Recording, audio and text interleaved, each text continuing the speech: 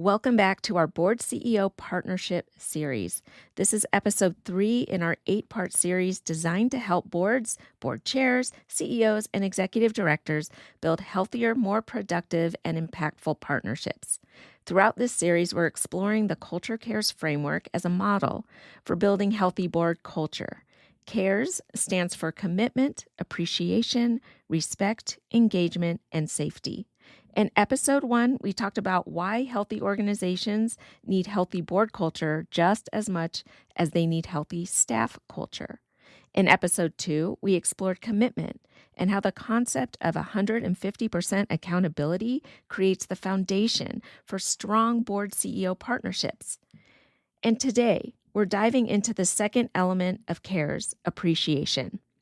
But before we go any further, I want to share what I believe is the most important takeaway from this entire episode.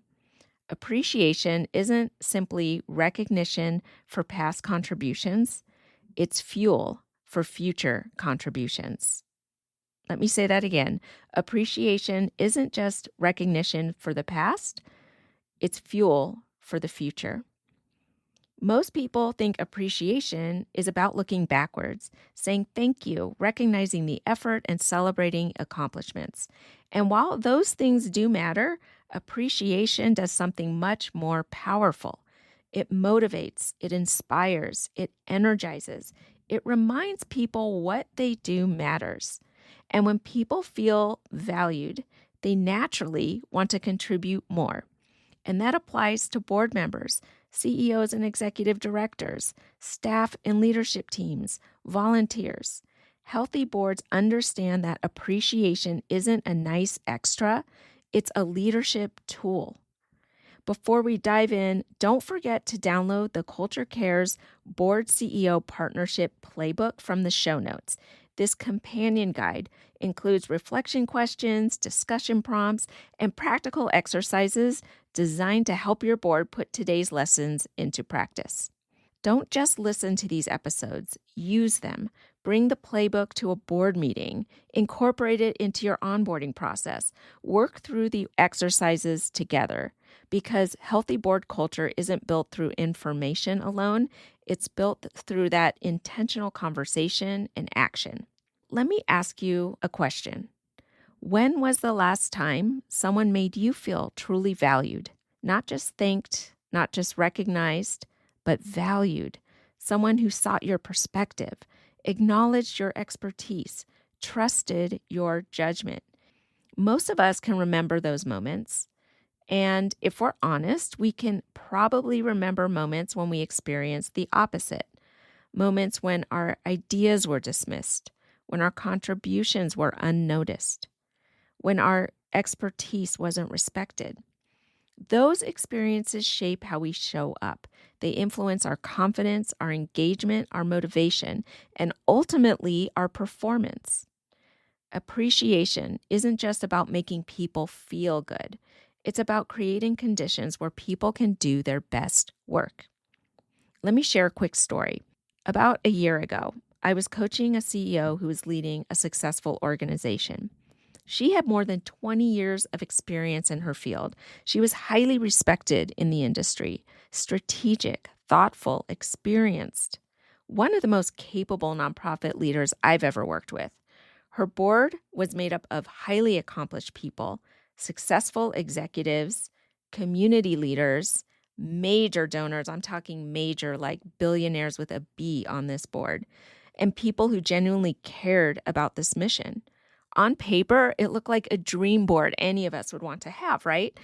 But she came to our coaching sessions really frustrated. And it was about the board. And it wasn't that they didn't care, weren't engaged. In fact, they were very engaged. The challenge was that they often questioned her recommendations before fully understanding them. They second-guessed decisions she had spent months evaluating. They unintentionally acted as though their success in their own professions automatically translated into expertise in hers. Over time, something started to unravel. She became less enthusiastic, less energized, less willing to bring bold ideas forward.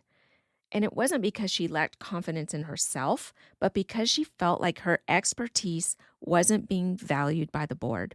And that's when I realized something important. One of the greatest gifts a board can give a CEO isn't advice, it's confidence. Confidence that their expertise is respected, that their perspective matters, that they were hired for a reason. The irony was that this board had recruited her because of her expertise, yet unintentionally, they had stopped trusting the very expertise they hired her to provide. Many boards underestimate how much influence they have on the motivation and energy of the organization and its leadership team. We often assume motivation comes from a passion from their mission, and that's certainly part of it. But motivation is also influenced by culture. When people feel appreciated, they engage more, they contribute more, they take initiative, they share big ideas. And on the other hand, when people consistently feel overlooked, they begin holding back, not because they care less, but because they feel less connected to their impact. And this applies to everyone. Board members, CEOs, executives, staff members, volunteers, even the most experienced leaders need encouragement. Even the most accomplished board members want to know that their contributions matter, not just their money, but their contributions. Appreciation reminds people why they said yes in the first place, why they joined the board, why they accepted the leadership role, why they continue investing their time, talent, and energy into the mission. Healthy boards understand that appreciation isn't simply about recognizing past contributions, it's about inspiring future contribution. Within the CARES framework, appreciation has 4 dimensions. Number 1, appreciating expertise that we just talked about, recognizing the knowledge, experience, and judgment that people bring. Number 2, appreciating contributions, acknowledging the effort, follow through, and impact. Number 3, appreciating perspectives, welcoming diverse viewpoints and encouraging healthy discussion. And 4th, appreciating people, remembering that every person wants to know that they matter, they want to bring their strengths and values to the team, and when those aren't appreciated, it becomes a hidden source of resentment. There is a quote from Maya Angelou that captures this beautifully.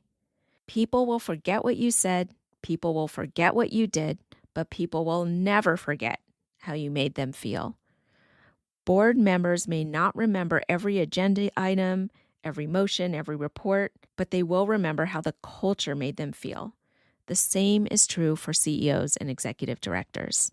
I want to leave you with one important leadership lesson.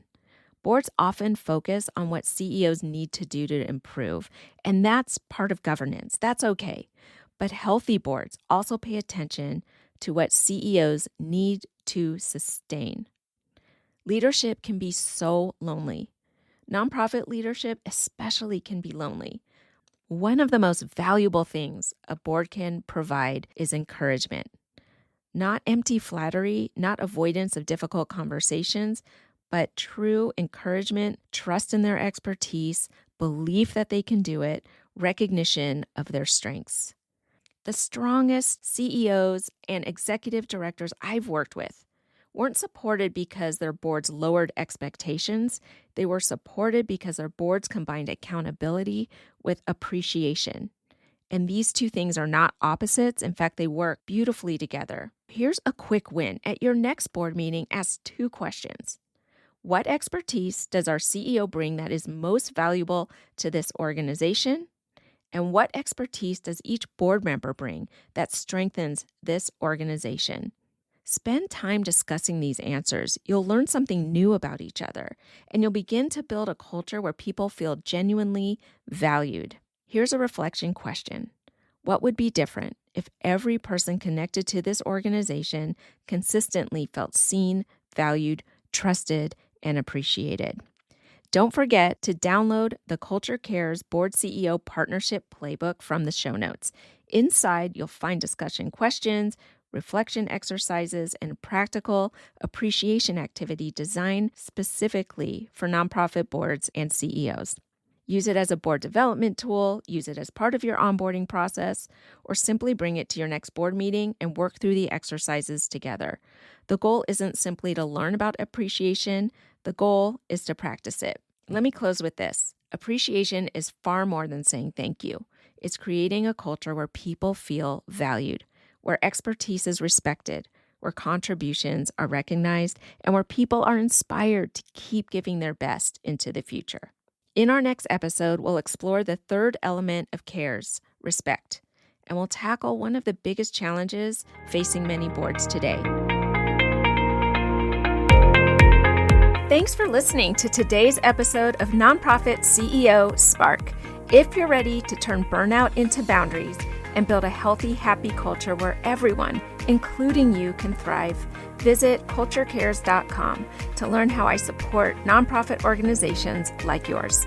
If this episode brought you value, share it with a fellow leader navigating stress and overwhelm. And remember, you are meant for great things, and you don't have to burn out to prove it. Until next time, keep leading with courage and confidence.